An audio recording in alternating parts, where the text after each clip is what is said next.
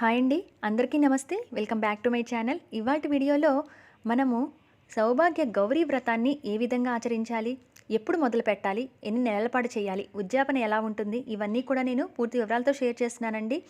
ఎవరెవరు చేయవచ్చు, ఎందుకోసం ఈ వ్రతాన్ని ఆచరించాలి, గౌరీదేవిని ఎందుకు పూజించాలి, ఇవన్నీ కూడా పూర్తి వివరాలతో షేర్ చేయబోతున్నాను.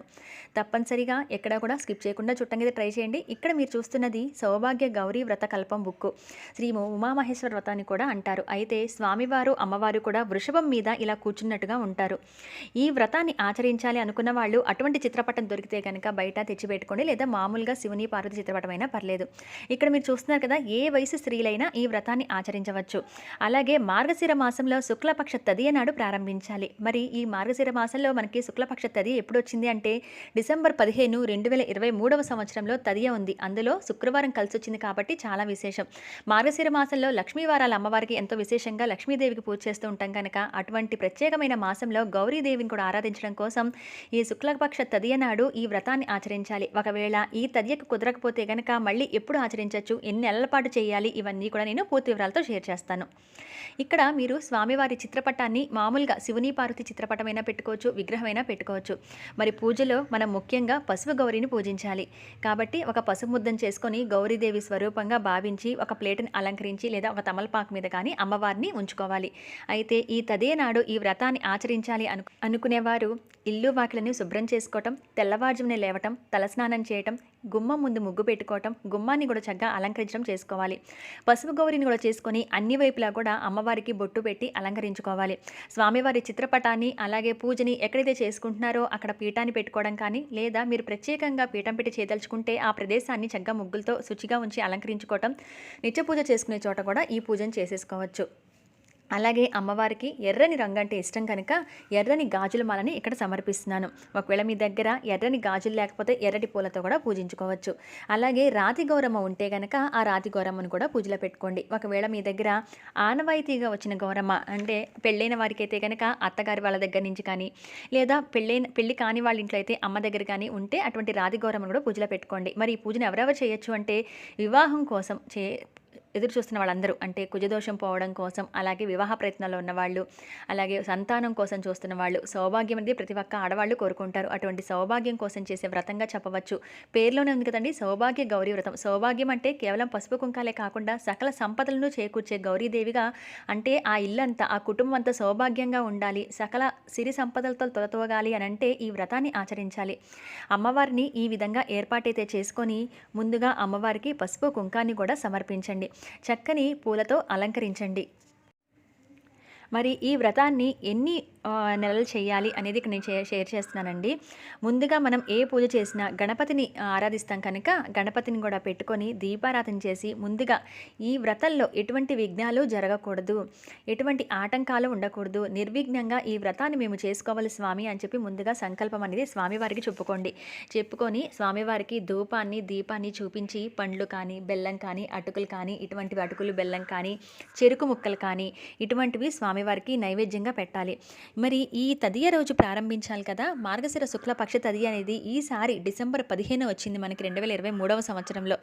ఒకవేళ ఈ తదియకు కుదరకపోతే కృష్ణపక్ష తదియ అంటే మనకి పౌర్ణమి తర్వాత మళ్ళీ తదియ వస్తుంది కదా, పౌర్ణమి తర్వాత మరుసటి రోజు పాడ్యమి వస్తుంది, విధియ తదియ, మళ్ళీ పౌర్ణమి తర్వాత వచ్చే తదియకైనా చేసుకోవచ్చు. అంటే ఒకవేళ ఈ మాసంలో మొదలు పెట్టాలి అనుకున్న వాళ్ళు ఈ తదియకి కుదరకపోతే కనుక మళ్ళీ పౌర్ణమి తర్వాత వచ్చే తదియ రోజైనా చేసుకోవచ్చు. ఆ తదియ మంగళవారమే రావాలనే లేదు, ఏ రోజు వచ్చినా కూడా తదియ తిథి ఎప్పుడైతే ఉంటుందో అప్పుడు చేసుకోవాలి. మరి ఇది ఎన్ని నెలలు చేయాలి అంటే 12 నెలల పాటు చేసుకోవాలి. 12 నెలలు చేసుకొని 13వ నెలలో మనం ఉద్యాపన తీర్చుకుంటాం. 12 నెలలు మన నెలకి 2 తదియలు వస్తాయి కదా, 2 కూడా చేసుకోవచ్చు అంటే అలా కాదు, నెలకి ఒక తదియనే చేసుకోవాలి. అది శుక్లపక్ష తదియ కానీ కృష్ణపక్షంలో వచ్చే తదియ కానీ, అంటే నెలకి ఒకసారే చేసుకుంటాము. ఒక తదియ కుదరకపోతే ఇంకో తదియ చేసుకోవచ్చు. అంటే మనకి ఆడవారికి ఉండే ఇబ్బందుల వల్ల ఏదైనా కుదరలేదనుకోండి, ఈ తదియ కుదరకపోతే వచ్చే నెల వచ్చే తదియకి చేసుకోవచ్చు. మరి ప్రారంభం అనేది మార్గశిర మాసంలో చేయమన్నారు కదా, మరి ఈ మాసంలో కుదరకపోతే మరి ఎప్పుడు చేసుకోవచ్చు అని అంటే రేపు వచ్చేది మాఘమాసం, అప్పుడైనా మొదలు పెట్టుకోవచ్చు, లేదా ఏ మాసమైనా మొదలు పెట్టుకోవచ్చు.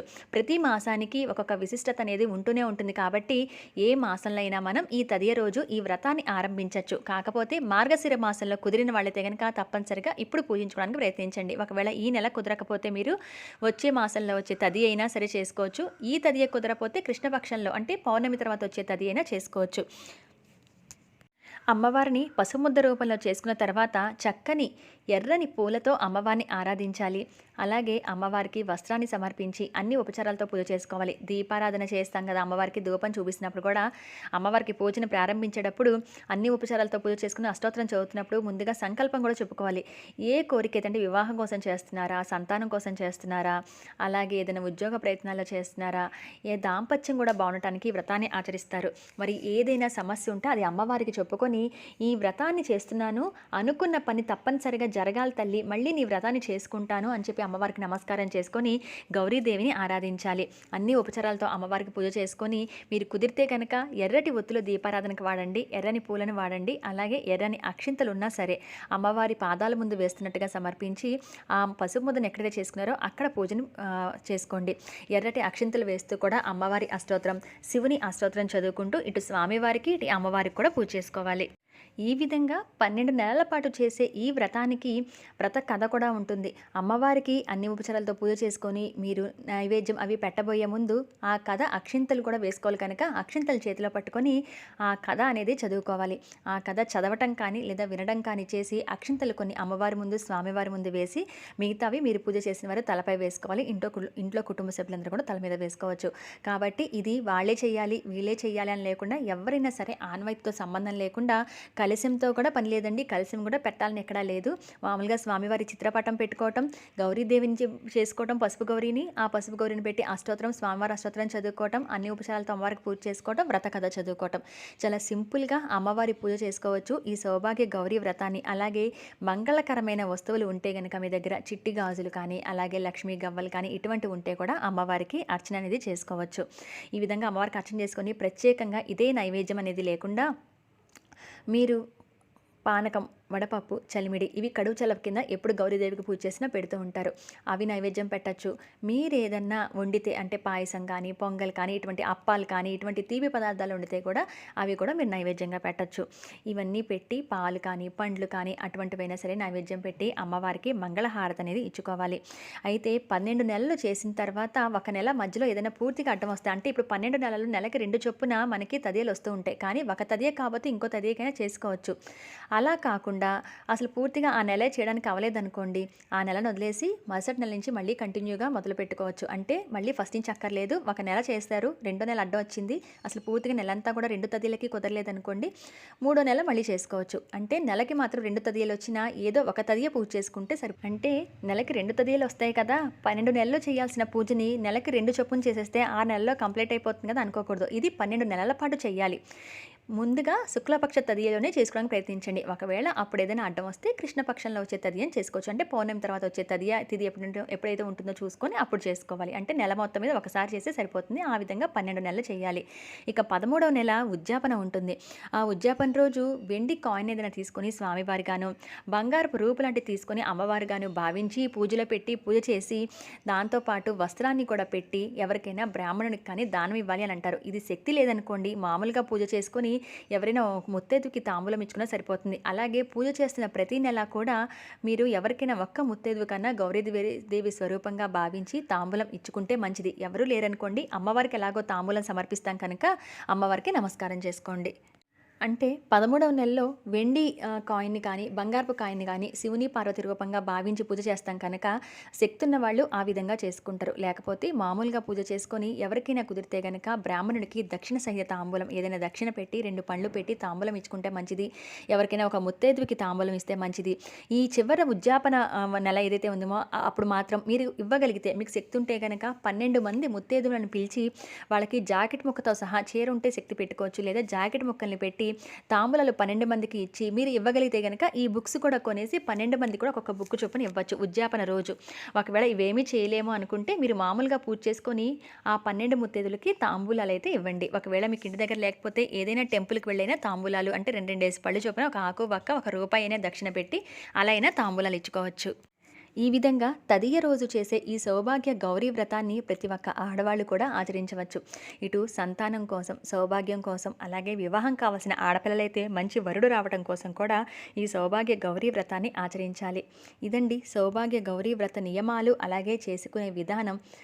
మరి ముఖ్యంగా ఈ వీడియోని కొంతమందికి షేర్ చేయండి. ఎవరికైనా ఈ వీడియో ఉపయోగపడితే చేసుకోవాలి అనుకున్న వాళ్ళు ఈ వ్రతాన్ని ఆచరిస్తారు. మరి మార్గశిర మాసం శుక్లపక్ష తదియ అంటే డిసెంబర్ 15న మనకు వచ్చింది కాబట్టి చేసుకోవాలి అనుకున్న వాళ్ళు రేపు ఉదయం చేసుకోవచ్చు. ఇది ఉదయమా సాయంత్రం అంటే ఉదయం చేసుకుంటారు. ఉపవాసం ఉండాలా అంటే ఆరోగ్యంగా ఉండి ఉపవాసం ఉంటే సాయంత్రంగా పూజ చేసుకోవచ్చు. ఉపవాసం ఉండలేము అనుకుంటే పాలు పండ్లు తీసుకోవచ్చు. అలా కూడా మేము పూర్తిగా ఉండలేము అనుకుంటే ఉదయమే ఈ పూజ చేసుకుని తాంబూలం అనేది ఒక ముత్తైదుకి ఇచ్చుకుంటే మంచిది. ఈ విధంగా 12 నెలల పాటు 12 తదియలు చేసుకొని 13 నెల ఉద్యాపన తీర్చుకోవాలి. ఇదండి సౌభాగ్య గౌరీ వ్రతం గురించి. మరి ఈ వీడియో గురించి ఏదైనా డౌట్స్ ఉంటే కనుక కింద కామెంట్ సెక్షన్లో అడగండి. నేను ఒక క్లారిటీ అనేది అయితే ఇస్తాను, మీకు ఆన్సర్ అనేది ఇస్తాను. మరి ఈ ఇన్ఫర్మేషన్ నచ్చిన వాళ్ళు, ఈ వ్రతం గురించి తెలుసుకున్న వాళ్ళైతే కనుక మీరు తప్పనిసరిగా లైక్ చేసి, షేర్ చేసి, కామెంట్ ఇవ్వండి.